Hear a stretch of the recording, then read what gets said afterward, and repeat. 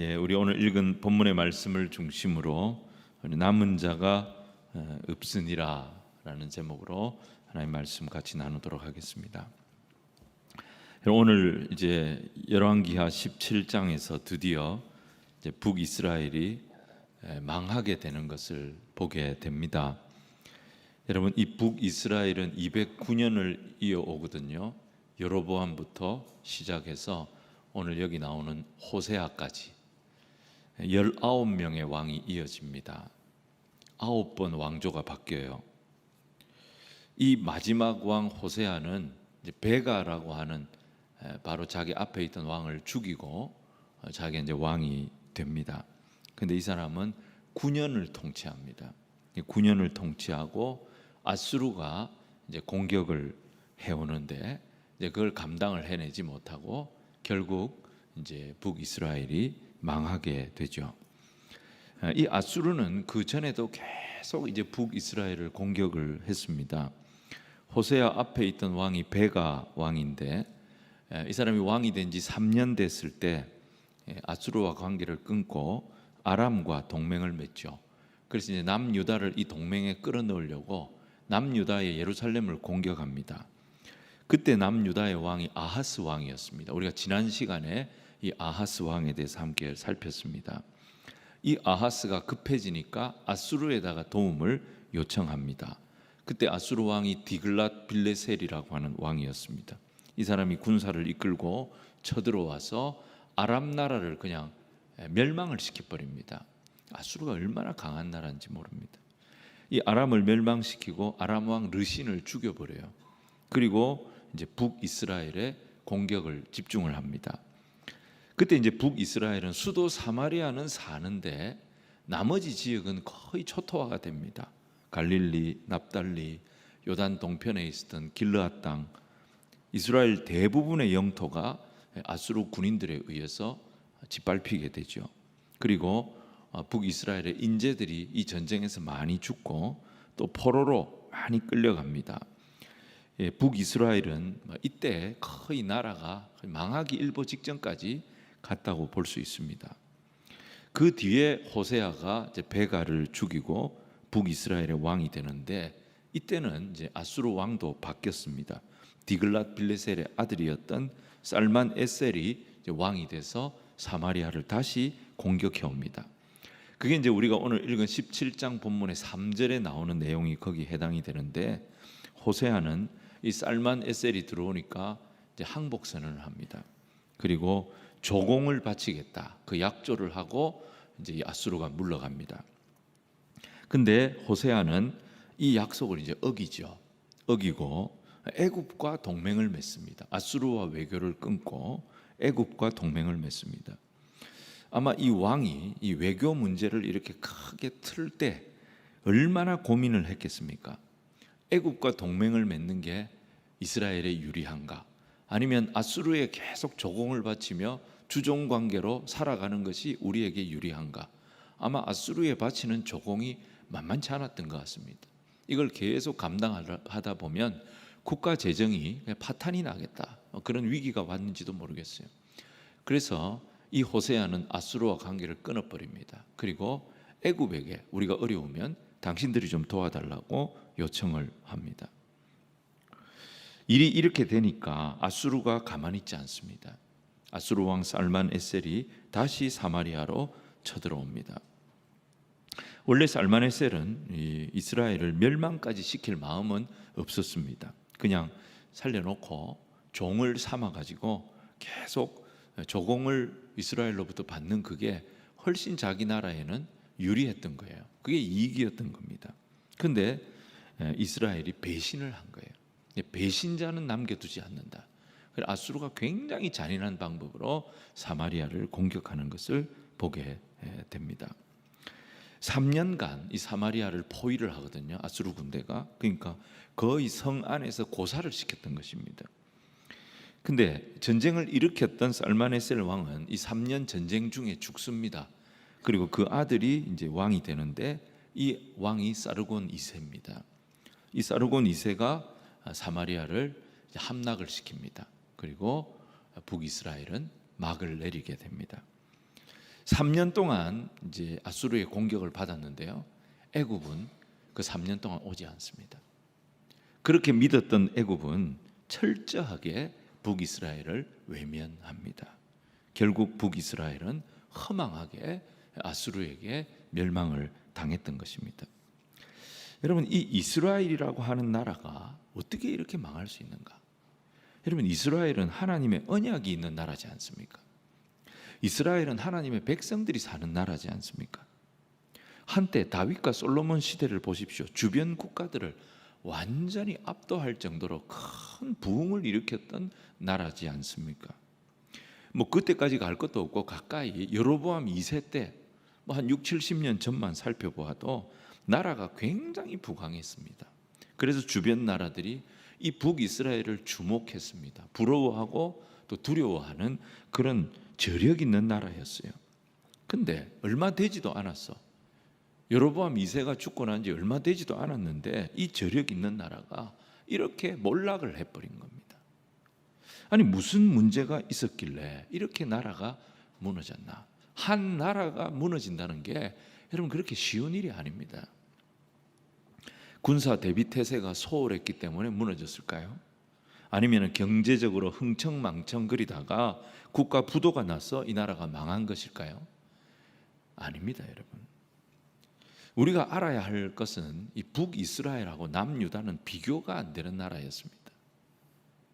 북이스라엘은 10지파입니다. 남유다는 단 2지파입니다. 최소한 5배 이상 북이스라엘이 남유다보다 큰 나라입니다. 경제적으로도 훨씬 부유한 나라입니다. 근데 남유다도 안 망했어요. 근데 북이스라엘은 이 남유다보다 자기들보다 훨씬 군사력도 약하고 훨씬 경제력도 약한데 거의 140년 먼저 망합니다. 북이스라엘이 BC 722년, 남유다가 BC 586년, 거의 130년 이상 차이가 나요. 어떻게 이렇게 망할 수 있을까? 그 저력 있는 나라가, 그 강한 나라가, 남유다보다 훨씬 잘 사는 나라가 어쩌다가 이렇게 남유다보다 140년 가까이 먼저 망할 수가 있는가? 그 이유를 우리가 오늘 한번 찾아보려고 하는 겁니다. 첫 번째는 뭐냐면은 하나님과의 관계에 문제가 있었습니다. 이스라엘이 망한 이유는 하나님과의 관계에 문제가 있었다는 거예요. 이스라엘이 망한 것은 국력의 문제가 아닙니다. 신앙의 문제였습니다. 자, 18장 12절 열왕기가 어떻게 이것을 진단하는지를 한번 보겠습니다. 같이 읽겠습니다. 시작. 이는 그들이 하나님 여호와의 말씀을 듣지 아니하고 그의 언약과 여호와의 종 모세가 명령한 모든 것을 따르지 아니하였음이라. 여러분, 여기 보면요, 그의 언약과 여호와의 종 모세가 명령한 모든 것, 이런 표현이 나옵니다. 이게 뭘 말하냐면 신명기 29장을 말하는 겁니다.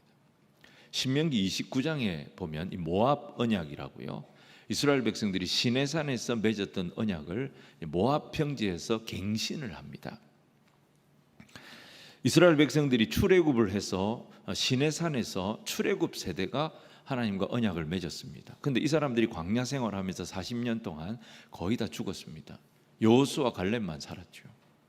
늙은 모세가 이제 가나안 입성을 눈앞에 둔 이 백성들하고 그 조상들이 맺었던 언약을 모압 평지에서 다시 갱신을 합니다. 그 내용이 신명기 29장에 나옵니다. 근데 오늘 이게 무슨 내용입니까? 북이스라엘 백성들, 또 마지막 왕이었던 호세아 왕, 이 사람들이요, 하나님과 이스라엘 백성들이 맺었던 언약보다 강대국인 애굽을 더 믿었다 이 말이에요. 그들의 생각에는 애굽을 의지하는 것이 하나님 의지하는 것보다, 약속의 말씀 의지하는 것보다 훨씬 나을 거라고 생각을 한 겁니다. 이게 호세아만 그랬던 게 아닙니다. 북이스라엘의 모든 왕들이 하나님의 약속보다 뭘 믿었느냐? 자기 머리를 믿은 거예요. 자기 계산을 믿은 거예요. 자기 경험을 믿은 겁니다. 이게 뭐라고요? 여로보암의 죄였습니다. 이게 여로보암의 길로 갔다, 그 말입니다. 자, 하나님은 이 12지파에게 명령하셨습니다. 1년에 3번 너희가 지켜야 할 절기가 있다. 이스라엘의 모든 남자들은 이 3번의 절기가 오면은 자기의 가족, 자기의 양떼를 두고 예루살렘 성전에 모여라. 거기서 나를 예배해라. 하나님께서 그렇게 명령하셨어요. 온 나라의 남자들이 절기가 되면, 유월절, 맥추절 이런 절기가 되면은 예루살렘으로 가는데, 여러분 모든 남자들이 다 갔어요. 그러면 고향에는 이제 부녀자들하고 이 양떼들만 남는 거예요. 이 이제 무방비 상태가 되는 거죠. 만약에 그때를 노리고 이민족이 쳐들어왔다. 그러면 꼼짝없이 가족들 다 빼앗기고 재산 다 날아가게 되는 것입니다. 하나님 그걸 뻔히 알면서 왜 이런 명령을 하신 것인가? 이스라엘은 자기가 지키는 나라가 아니고, 자기가 자기를 지키는 나라가 아니고, 이스라엘은 어떤 나라냐? 하나님이 자기 백성을 지키시는 나라라는 거예요. 이걸 가르치시고 이걸 깨닫게 하시고 이걸 교육시키기 위해서 이렇게 하신 거예요. 자, 여러분, 이걸 믿어야 성전에 올라올 수가 있어요. 하나님이 내 가족들을 지키신다. 하나님께서 내게 주신 기업을 지키신다. 이 확신이 있어야, 이 믿음이 있어야 예루살렘에 올 수 있는 거예요.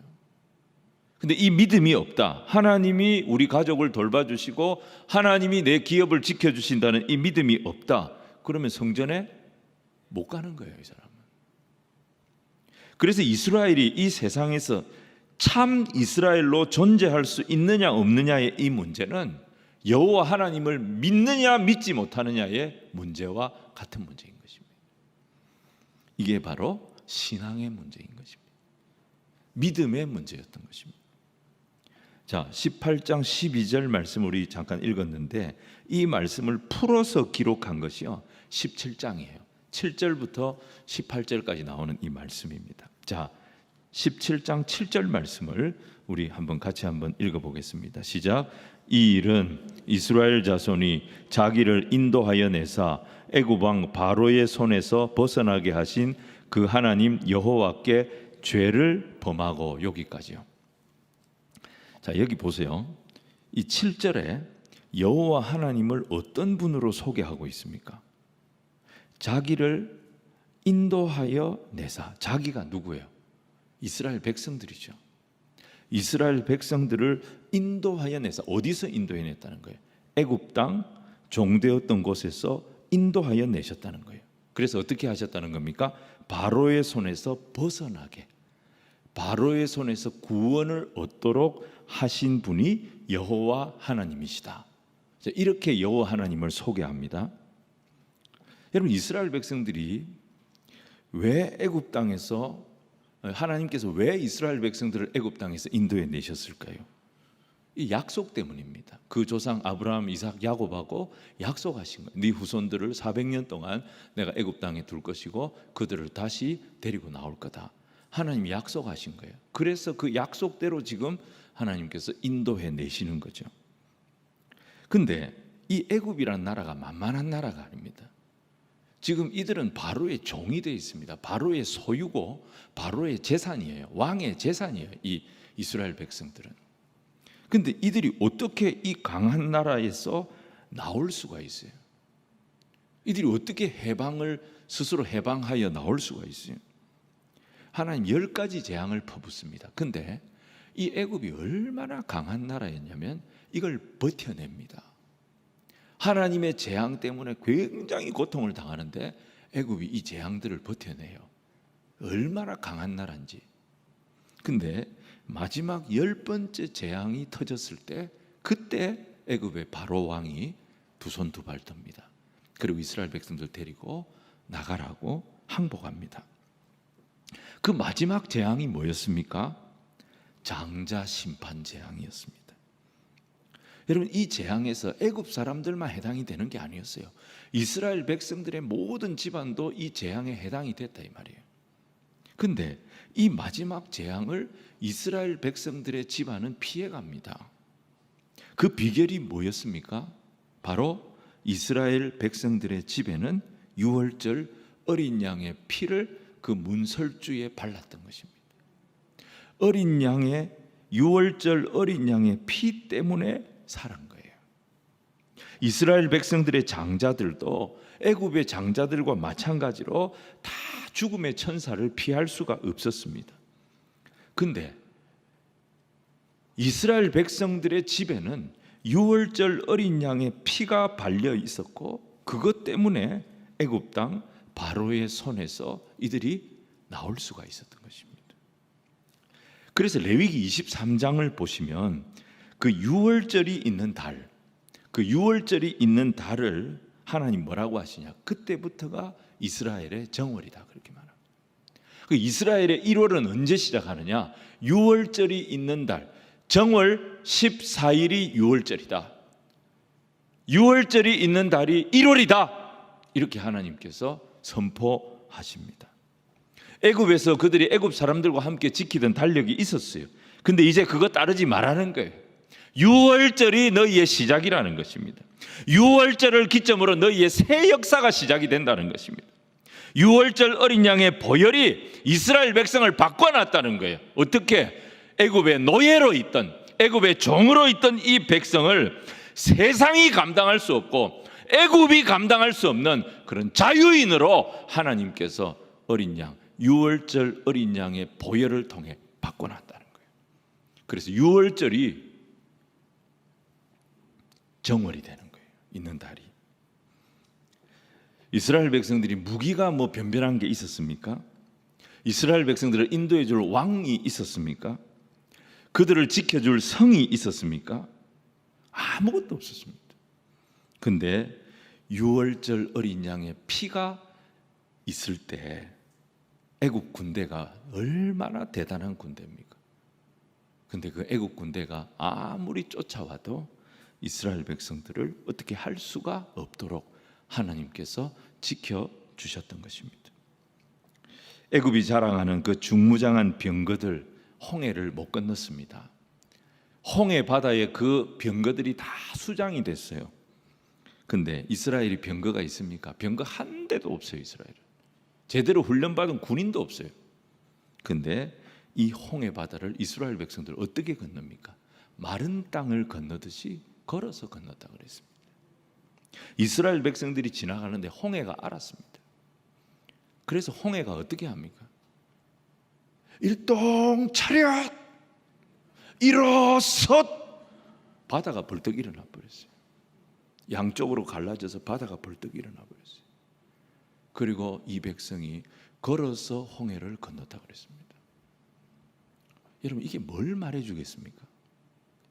유월절 어린 양의 피가 얼마나 능력 있는가를 보여주는 거예요. 홍해가 감당을 못합니다. 애굽 군대가 감당을 못합니다. 애굽의 바로 왕이 감당을 못합니다. 그들은 광야를 통과합니다. 요단강 건넜습니다. 이제 가나안 땅에 들어가서 정복 전쟁을 시작해야 됩니다. 이 누가 합니까? 여호수아가 합니까? 아닙니다, 여러분. 가나안 정복 전쟁을 하려고 이제 첫 전투가 여리고 전투였어요. 그런데 여호수아 5장 보시면요, 거기 누가 나타나냐면 칼을 든 한 장수가 나타납니다. 여호수아가 깜짝 놀랍니다. 이 사람이 누구냐? 이 적이냐 아군이냐 확인을 합니다. 여호수아한테 관심은 뭐예요? 저 사람이 내 편이냐 아니면 내 편이 아니냐, 여기에 관심이 있었어요. 근데 이 사람이 뭐라고 합니까? 나는 네 편이 아니라는 거예요. 내가 누구냐? 나는 하나님의 뜻을 수행하는, 하나님의 뜻을 감당하는 하나님 군대의 총사령관이다. 네가 있는 땅은 거룩한 땅이니 네 발의 신을 벗어라. 여호수아는 착각하고 있었어요. 이 전쟁은 자기가 하는 전쟁이라고 생각했어요. 그래서 어떻게든지 내 편이 많아야, 내 장수가 많아야 적들을 이길 수 있다라고 생각했어요. 그래서 장수가 하나 나타나는데 네가 내 편이냐 적군의 편이냐 그것부터 확인을 했던 거예요. 근데 이 전쟁은 여호수아의 전쟁이 아니었어요. 하나님께서 하나님의 군대 장관을 이 전쟁에 앞서 보내주셨던 거예요. 이 말은 이 전쟁은 하나님이 하시는 하나님의 전쟁이라는 것입니다. 여호수아가 해야 될 일은 뭐냐? 자기 발에 신을 벗는 거였어요. 여호수아가 해야 될 일은 뭐냐? 그 여호와 하나님 앞에 자기의 대장 되시고 자기의 진짜 총사령관이 되시는 그 하나님 앞에 무릎 꿇는 거였습니다. 그리고 그 하나님 앞에 딱 붙어 있으면 전쟁은 하나님께 속한 거예요. 누구하고 싸워도 하나님께서 그들이 이스라엘의 대적이 되지 못하도록 지켜주시는 것입니다. 사랑하는 성도 여러분, 이스라엘이 출애굽을 어떻게 했습니까? 유월절 어린 양의 보혈로 그들이 출애굽을 했어요. 가나안 정복 그들이 어떻게 합니까? 자기들의 힘으로 합니까? 아닙니다. 여호와께서 앞서 싸우셔서 여호와께서 이기게 하시니 그들이 전쟁을 할 때마다 기적을 경험했습니다. 이스라엘 백성들이 출애굽 하나님 은혜로 했어요. 광야 하나님 은혜로 통과했어요. 가나안 땅에 들어가는 거 하나님 은혜로 들어갔어요. 가나안 정복 전쟁 하나님의 은혜로 이겼습니다. 그들이 이 모든 과정에서 자기들의 한 게 하나도 없었어요. 모든 것이 하나님의 은혜였던 것입니다. 여러분, 이게 유월절 어린 양의 피로 구원받은 자의 정체성인 것입니다. 그러니까 이스라엘은 절대 자기 자랑하면 안 됩니다. 이스라엘은 자기 꾀를 의지해서는 답이 안 나옵니다. 뭘 자랑해야 됩니까? 유월절 어린 양의 피를 자랑하는 거예요. 뭘 의지해야 됩니까? 애굽 땅 종되었던 곳에서 우리를 구원해 주신 여호와 하나님만 의지하는 믿음. 이 믿음만 있으면 하나님 그 믿음을 보시고 이스라엘 백성들을 인도하여 주시는 것입니다. 이스라엘 백성들 하나님 앞에 설 때마다 나는 아무것도 아닙니다. 주님, 내 인생은 오직 주님께서 인도하십니다. 이 신앙만 있다면 상대편이 아무리 수가 많아도, 상대편의 무기가 아무리 좋아도, 아무리 계산을 해보면 도저히 이것은 승산이 없는 그런 전쟁이라 할지라도 당할 자 누구랴 반드시 이기리로다. 하나님께서 그들과 함께하여 주시는 것입니다. 여러분, 오늘 우리도 마찬가지입니다. 우리가 잘 되는 것보다 우리가 뭘 기도해야 되겠어요? 나를 통해 하나님의 뜻이 이루어지기를 기도해야 되는 거예요. 우리 교회가 뭐 이름이 나고 우리 교회가 잘 되는 것보다 하나님께서 우리 교회를 통해서 영광을 받으시옵소서. 이게 우리의 기도와 우리의 소원이 되어져야 될 줄 믿습니다. 하나님 뜻과 상관없는 성공, 그런 성공이 있습니다. 하나님 뜻과 상관없는 부흥, 그런 부흥도 있습니다. 여러분, 하나님의 뜻과 상관없는 성공과 부흥은 오히려 위험해요. 그걸 보여주는 게 북이스라엘이에요. 여로보암 2세 때 얼마나 부흥됐습니까? 근데 여로보암 2세 때 이스라엘이 영적으로는 하나님과 훨씬 멀어집니다. 그것 때문에 이스라엘이 망하게 된 거예요.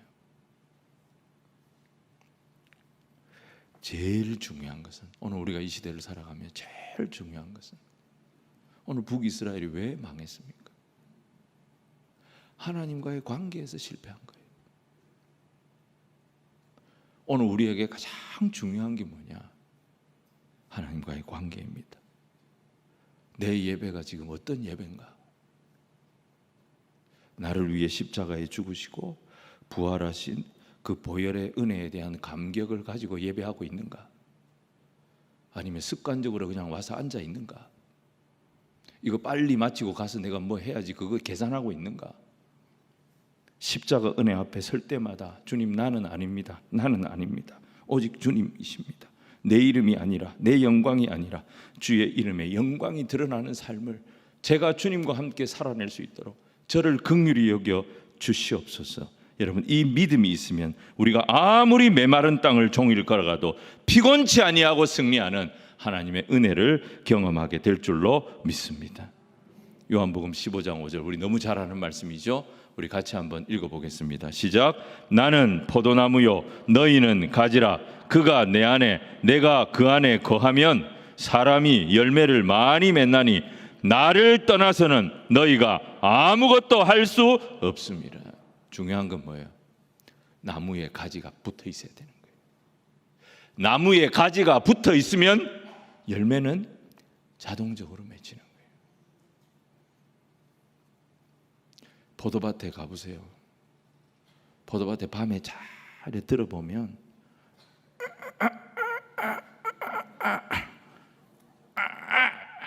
포도들이 포도 열매 맺으려고 그렇게 낑낑거리는 소리 들어본 적 있습니까? 이렇게 하면서. 그런 포도 없어요. 붙어 있으면, 가지가 나무에 붙어 있으면, 때가 되면, 철이 되면 포도 열매는 맺히는 겁니다. 중요한 건 뭡니까? 나와 하나님의 관계인 거예요. 너무 용쓸 필요가 없어요. 주님과 우리가 딱 붙어 있으면 그 관계 속에서 하나님께서 때가 되면 필요한 것들이 채워지도록 인도하여 주실 줄로 믿습니다. 자, 오늘 두 번째, 이스라엘이 망한 두 번째 이유는요, 그들이 의지할 대상을 잘못 선택했기 때문입니다. 자, 이 마지막 왕 호세아 시대에 이 백성들의 모습이 어떠했는가, 이걸 기록한 게 9절부터 11절을 보면은 좀 우리가 이해를 할 수 있습니다. 9절로 11절 말씀을 우리 같이 한번 읽어보겠습니다. 시작. 이스라엘의 자손이 점차로 불의를 행하여 그 하나님 여호와를 배역하여 모든 성읍의 망대로부터 견고한 성에 이르도록 산당을 세우고 모든 산 위에와 모든 푸른 나무 아래에 목상과 아세라상을 세우고 또 여호와께서 그들 앞에서 물리치신 이방 사람같이 그곳 모든 산당에서 분향하며 또 악을 행하여 여호와를 경노하게 하였으며. 자, 이걸 좀 정리를 해보면요, 이스라엘 백성들이 뭘 의지했냐면 성을, 견고한 성을 쌓아야 되겠다. 그래서 성을 쌓습니다. 견고한 성을 쌓아요. 그리고 그 성에다가 망대를, 높은 망대를 설치합니다.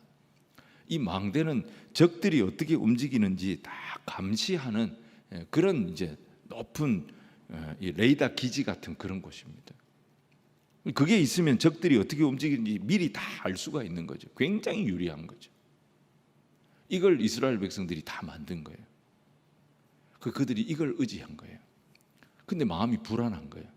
그러니까 어떻게 합니까? 그 망대 위에다가, 그 견고한 성벽 위에다가 뭘 만들었다고요? 산당을 만들었다는 거예요. 거기다가. 그리고 높은 산에다가 뭘 만들었느냐? 이 우상을 만들어서 세워놓은 거예요. 아세라 목상을 세우고 이런 걸 막 만들어 놓은 거예요. 그리고 거기가, 그 산당에 가가지고 그 목상 앞에 가가지고 막 치성을 드리는 거예요. 무슨 내용이었겠어요? 이 망대가 우리를 지켜주도록, 이 성벽이 우리를 지켜주게 해달라고 그렇게 분향을 하고 치성을 드린 거예요.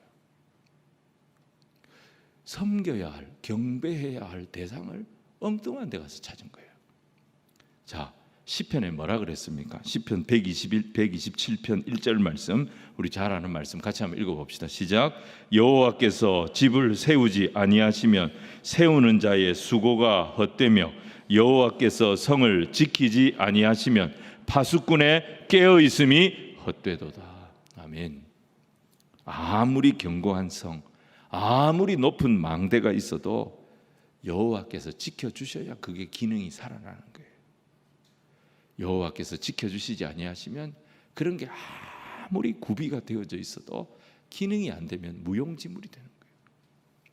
자, 시편 121편 1절과 2절 말씀 같이 한번 읽겠습니다. 시작. 내가 산을 향하여 눈을 들리라. 나의 도움이 어디서 올까? 나의 도움은 천지를 지으신 여호와에게서로다. 여호와 하나님이 나의 진짜 도움이시다. 시편 기자가 그 고백을 한 거예요. 호세아와 이스라엘 백성들이 이 말씀을 알았을까요? 몰랐을까요? 몰랐을 리가 없습니다. 그리고 그들은 입술로 고백했고 암송도 했고 아마 노래를 지어서 부르기도 했을 겁니다. 근데 실제로는 노래는 그렇게 부르고 고백은 그렇게 하면서 실제로는 그들이 무엇을 믿습니까? 견고한 성을 믿어요.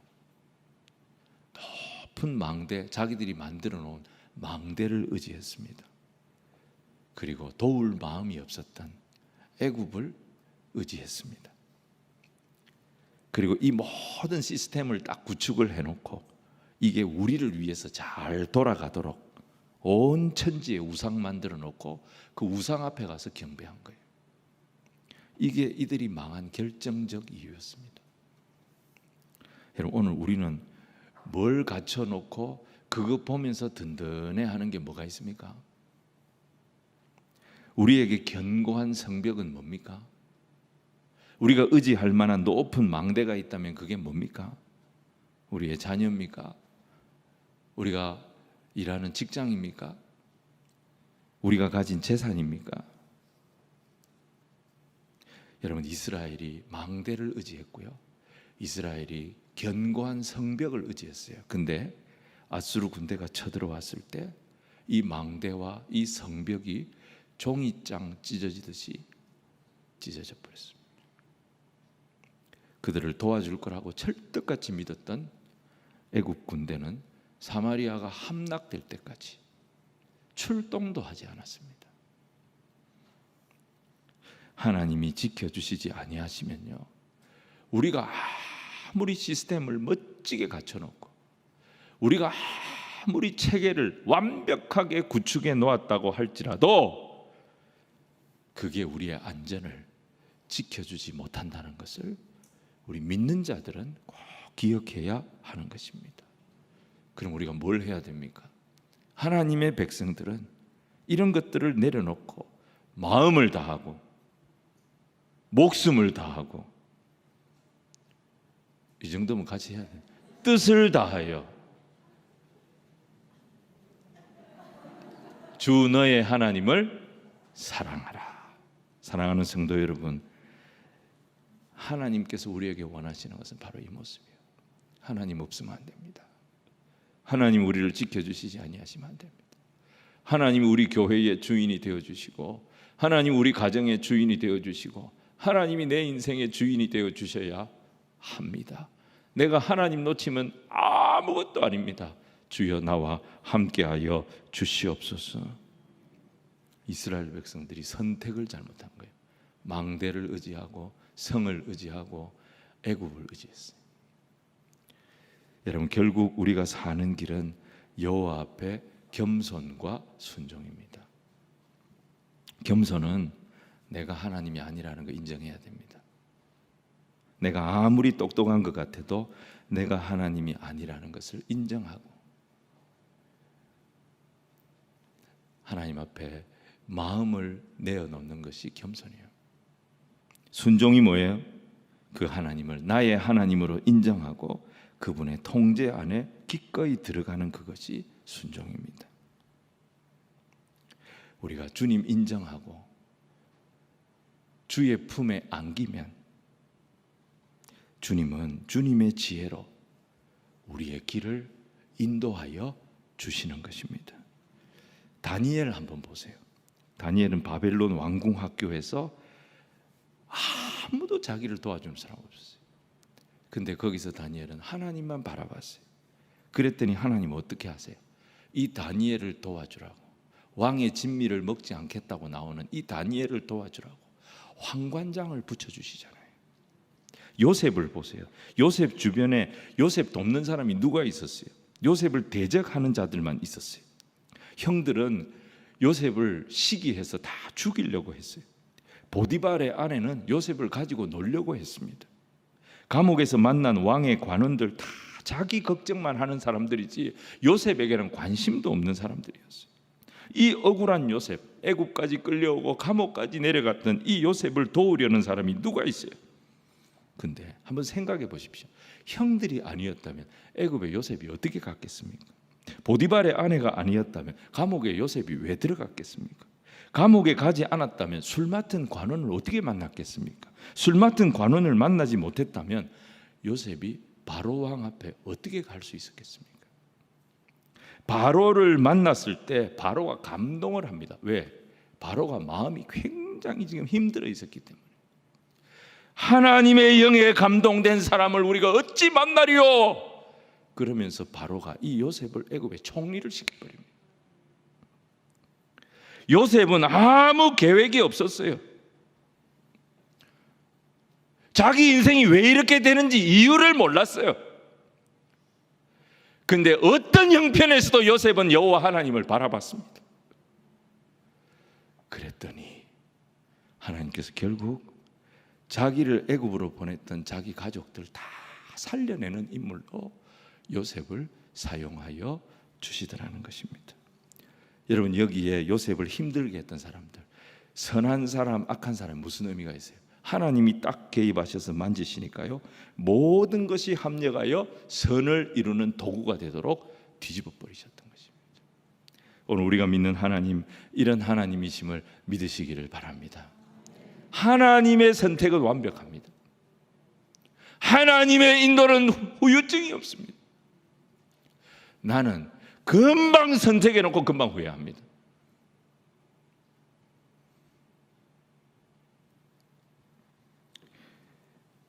선택만 하면 후회부터 하는 그런 우리한테 여러분 선택권을 맡기시겠습니까? 그런 나를 신뢰할 수 있겠어요? 우리의 선택은 여러분 어떤 어려운 상황도 손 대시면 합력하여 선을 이루시는 전지전능하신 하나님, 그 하나님의 손에 딱 맡길 때 최선의 열매가 나오는 줄로 믿으시기를 바랍니다. 그의 주의 손을 의지하며 우리가 주의 선택을 항상 신뢰하는, 주께 모든 것을 묻는 주의 백성들 다 되시기를 주님 이름으로 축원을 드립니다. 오늘 마지막 세 번째, 이스라엘이 망한 이유는요, 하나님의 말씀을 들으려고 하지 않았기 때문입니다. 망대와 성벽을 의지했어요. 우상에게 도움을 구했던 이스라엘 백성들, 하나님 버리지 아니하시고 어떻게 하시느냐, 계속 선지자와 선견자들을 13절에 보면 보내셔서 충고하셨습니다. 계속 경고하셨습니다. 그런데 이스라엘 백성들, 이 선지자들이 전하는 하나님의 말씀을 듣지 않았습니다. 14절 말씀을 같이 한번 보시겠습니다. 제가 읽겠습니다. 그들이 듣지 아니하고 그들의 목을 곧게 하기를 그들의 하나님 여호와를 믿지 아니하던 그들 조상들의 목같이 하여 그랬습니다. 여기 제일 앞에 뭐라고 나옵니까?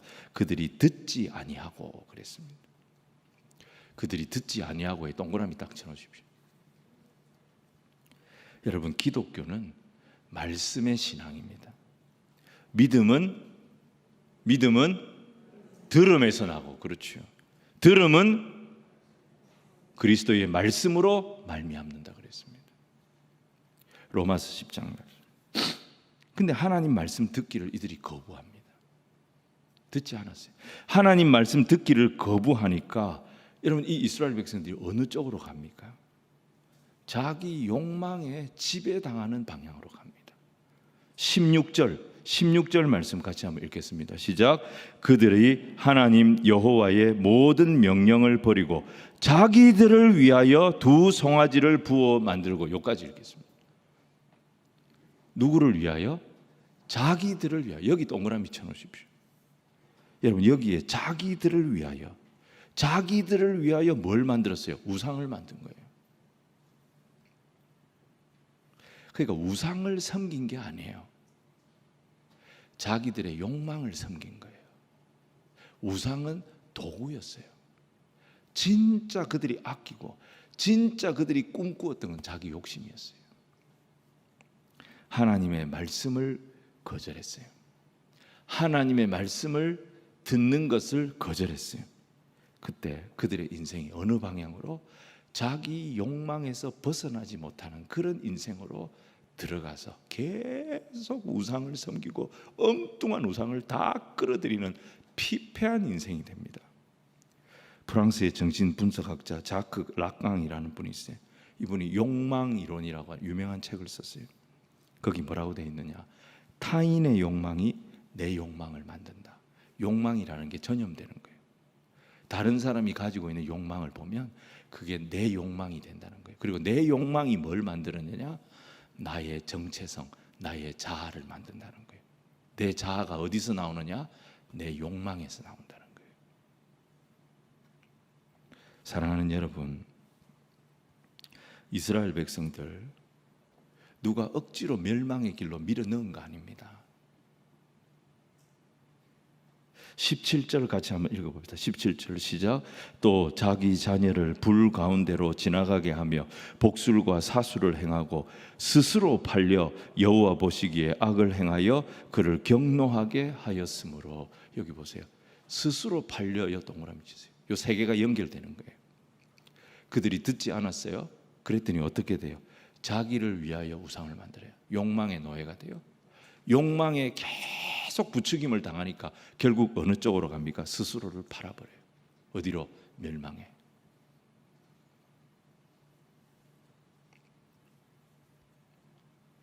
그래서 결국 유다 지파 외에는 남은 자가 없을 정도로 멸망의 길에서 벗어나지 못하는 나라가 됩니다. 사랑하는 성도 여러분, 사람은 이 본성상 아무리 하나님의 말씀이라고 할지라도 자기를 어떻게 제어하는 것은 싫어합니다. 하지 마라, 하지 마라, 이거 싫어합니다. 왜냐하면 우리 안에는 넘치는 에너지가 있어요. 그래서 자꾸 하지 마라, 하지 마라 이러면 답답해하고 못 견뎌합니다. 그러니까 결국 인간은 두 개 중에 하나입니다.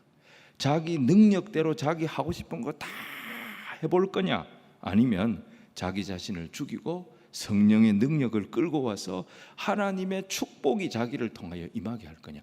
이 두 개 중에 선택하는 거예요. 내 능력이냐, 성령의 능력이냐. 근데 이 세상에 진짜 필요한 것은 내 능력을 극대화하는 거 아닙니다. 내 능력 극대화하는 거 아니고 하나님의 축복이 임해야 합니다. 하나님의 축복이 없는 인간의 능력, 그게 인간을, 이 세상을 얼마나 위험하게 만드는지 우리가 지금 이렇게 겪고 있잖아요. 하나님 축복이 없으면, 인간의 능력을 극대화하면 인간 세계가 진짜 잘 사는 나라가 될 거라고 생각하지만 이게 계몽주의에서 망한 거예요.